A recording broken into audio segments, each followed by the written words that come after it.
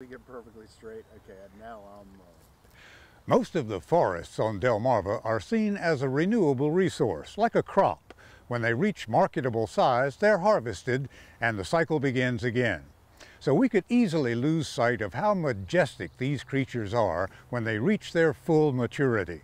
Well, there's a group that's searching out and preserving these old-growth forests so that we can all enjoy them.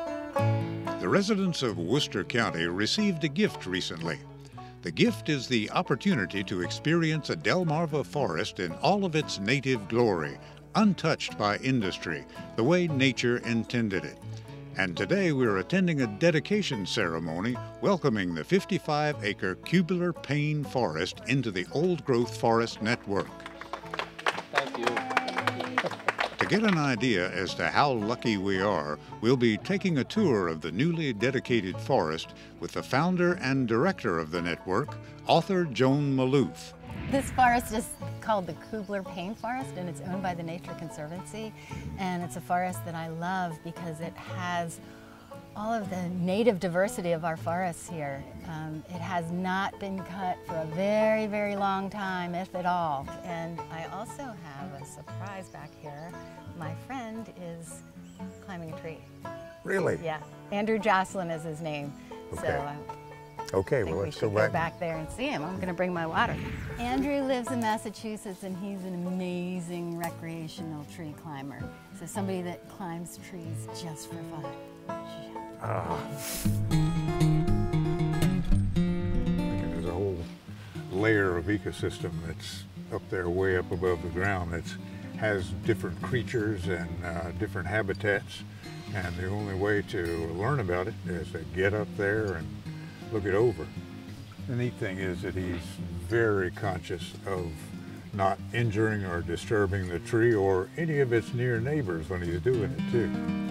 The Cubular Pine Forest lies along the banks of Nassawongo Creek near Snow Hill, and visitors can explore this hidden treasure by hiking the mile-long prothonotary birding trail that weaves through this beautiful landscape.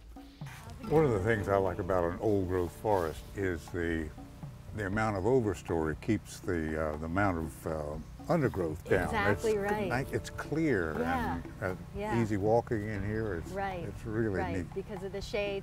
Also a little bit because of the deer.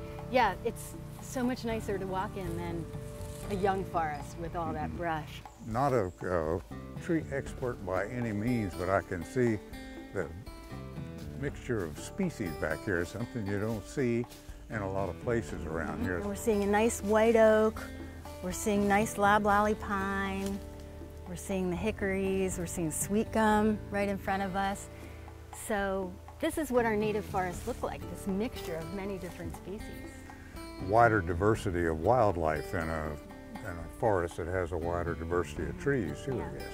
And that's because some insects, some animals of many kinds will specialize on certain plants. So the more kinds of plants you have, the more kinds of animals you have the potential to have. What's this organization you set up to search out these old growth forests and catalog their locations? So it's called the Old Growth Forest Network. And our mission is to identify one forest in each county of the U.S. and identify just one that will be forever protected and open to the public. I'll tell you don't have to be an expert or an aficionado of any kind to just appreciate how it feels in one of these places. It's very special. Yeah, and feel the difference back here versus that field. Yeah. That's why I was so anxious to get back here. Out in the field it's like hot and sweaty and there's flies, and back here it's like, ooh.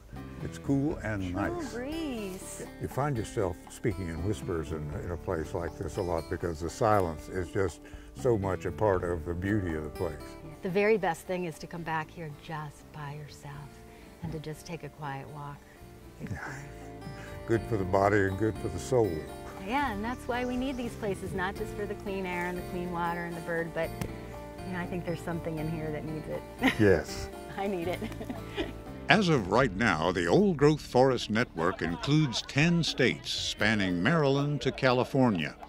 The goal is to eventually have an old-growth forest in all 50 states so that future generations will have a chance to enjoy the beauty of untouched native habitat, the way Mother Nature intended it.